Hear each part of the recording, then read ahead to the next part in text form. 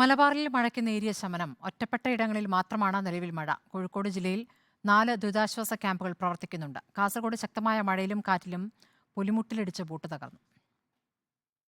Kozhikode yellow alert നിലവിലുണ്ട്. അന്തരീക്ഷം പൊതുവെ മേഘാവൃതമാണ്.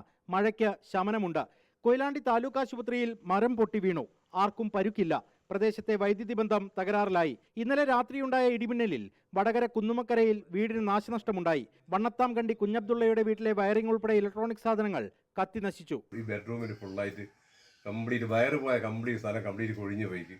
കംപ്ലീറ്റ് വയറ് കംപ്ലീറ്റ് കത്തിപ്പോയിക്ക്. ബെഡ് കത്തി, ബെഡിന്റെ ബെഡ്ഷീറ്റ് കത്തി, ബെഡിന്റെ അടിയിൽ പായുണ്ടായിരുന്നു, അതും ഒരു ഭാഗം കത്തി. കാസർഗോഡ് മഴയെ തുടർന്നുള്ള ശക്തമായ കാറ്റിൽ പുലിമുട്ടിലിടിച്ച് ബോട്ട് തകർന്നു. നീലേശ്വരം തൈക്കടപ്പുറത്ത് നങ്കൂരമിട്ട കാർത്തിക എന്ന ബോട്ടാണ് തകർന്നത്. മലപ്പുറം, കോഴിക്കോട്, വയനാട്, കണ്ണൂർ, കാസർഗോഡ് ജില്ലകളിൽ ഒറ്റപ്പെട്ട ഇടങ്ങളിൽ ഇടിമിന്നലോടുകൂടിയ മിതമായ മഴയ്ക്കും മണിക്കൂറിൽ 40 കിലോമീറ്റർ വരെ വേഗതയിൽ വീശിയേക്കാവുന്ന ശക്തമായ കാറ്റിനും സാധ്യതയുണ്ടെന്ന് കേന്ദ്ര കാലാവസ്ഥാ വകുപ്പിന്റെ മുന്നറിയിപ്പുണ്ട്. റിപ്പോർട്ടർ, കോഴിക്കോട്.